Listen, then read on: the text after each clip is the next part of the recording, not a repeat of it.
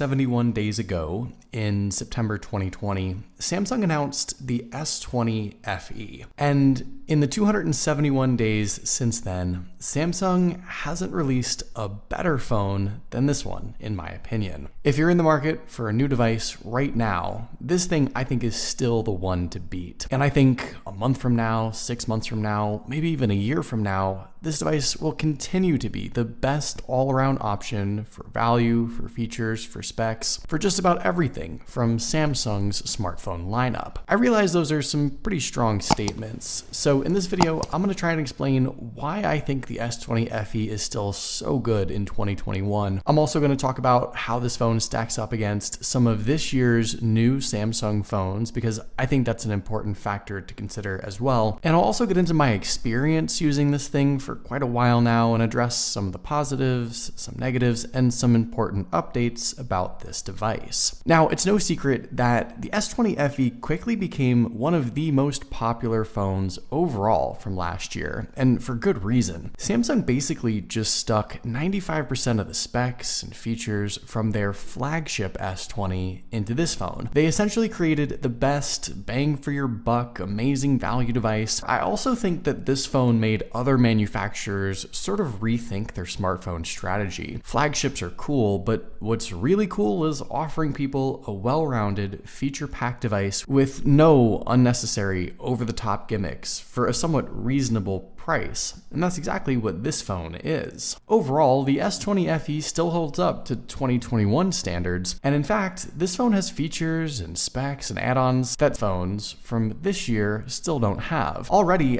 I think you can see why this phone continues to be an incredible value. Physically, there isn't anything in particular that stands out on the S20 Fe, at least at first glance. It looks and feels like any Samsung phone released in the last, 2 years, but there are a couple of little standout things that set it apart from other mid-rangers and bring it closer to any given flagship you can think of. Things like an SD card slot for expandable storage, there's no compromise there. You've got 15-watt wireless charging, Samsung's reverse wireless charging feature, and 25-watt fast charging through USB-C. Power-wise, it misses nothing. It's IP68 water and dust resistant as well. The in-display fingerprint reader is faster than any A-series phone for sure, and it's more comparable to the flagship S20 than anything else. There's dual stereo speakers here. You guys know I really appreciate that. Each one of these things is small on their own. Half the stuff I mentioned you may not even care about or use, but the point is, it's all here on this phone. And aside from a headphone jack, Samsung didn't take away or otherwise omit anything in particular. And in fact, like I said, there's things here on this phone that other phones just don't have. Now, I will say that one of the standout features for this phone last year, the 120 Hz display, that just isn't as special anymore in 2021. It's still great, don't get me wrong. The Super AMOLED 1080 resolution packs a respectable 407 pixels per inch. It not only offers a great viewing experience, but also a stellar user experience, with the high refresh rate keeping things quick and snappy with every touch. It's just that a lot of phones now have 90 Hz or 120 Hz displays. Some of the newest A-series phones this year even offer high refresh rate panels. So it's not nearly a flagship caliber feature anymore from Samsung. It's still great, I still love that it's here, and it's one of the best things about this phone. It's just not necessarily one of those selling points for it, specifically in 2021. Performance-wise though, this I think is where we need to talk about a few important things, and depending on your own personal experience, you might have a different opinion here on some things than I do. But let me start out by saying that spec-wise, on paper, you really get an unfair advantage going with the S20 Fe. I believe it outperforms any brand new 2021 upper mid-range chipset to start. In the S20 Fe, you get the Snapdragon 865 5G processor inside, paired with the Adreno 650 GPU and either 6 or 8 gigs of RAM. My phone here has 8, and all that has been perfectly fine for me. For all intents and purposes, this is the 2020 flagship spec, and not only is is it still good right now, it'll continue to be a great performing phone for 2, 3, 4 more years or more. And for all those reasons, I'll continue to consider this phone to be a powerhouse, just based on my own personal experience. All in all, with the Android 12 updates slated for this device, in addition to perhaps some more security updates in the future, I truly believe this phone is a sound investment even if you bought it today. There's a lot of life left in it, and it'll continue to perform well and outperform similarly priced phones for a while. Lastly, I'll also say that the camera setup on this thing has been fantastic for me, and I'll keep it simple and say the triple lens setup with the ultra wide, the regular wide angle, and the telephoto lens is the perfect combination.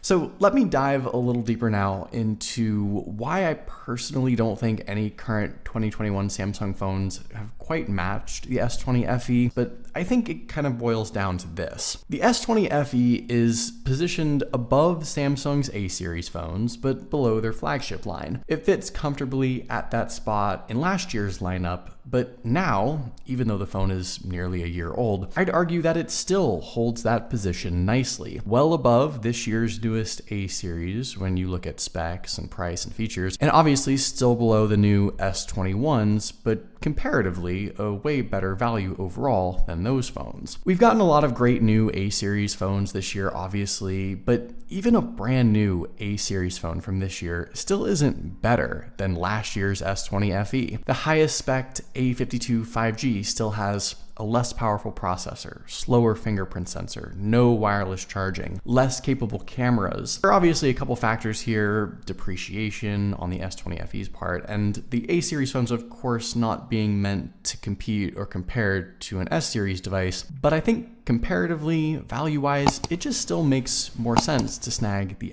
Fe versus this year's A series phones. Furthermore, the flagship S21, on the other hand, maybe offers a bit more than the S20 Fe, mainly with its processors and performance and cameras. It's not that much better. It's not nearly twice the phone for nearly twice the price. So again, by my own standards and comparisons, the S20 Fe just makes way more sense. I'm not so sure that I've ever been one to recommend a nearly one-year-old device over any current generation phone from the same company, but that's exactly the argument I'm comfortable making here. The S20 Fe is still just really good, and maybe a little too good. If you take the time to do the comparisons versus any given Samsung phone in 2021, it doesn't make much sense to get anything else. The direction Samsung took with the S20 Fe was bold, to say the least. I think it wound up costing them a bit on their flagship phones, but they revamped the mid-range space in the process and ultimately created what I consider to be still the best bang for your buck Android device for most people. This is a phone that likely still has years left as a top choice device. Getting it today is a sound investment for 3 to 4 years at least, and I also believe this will be a good buy 6 months from now too. It's still the one to get some 271 days later, even with all the phones Samsung has released this year, and you guys know there have been a ton. But by comparison, the S20 Fe is still the one to get, and I have no problems recommending it.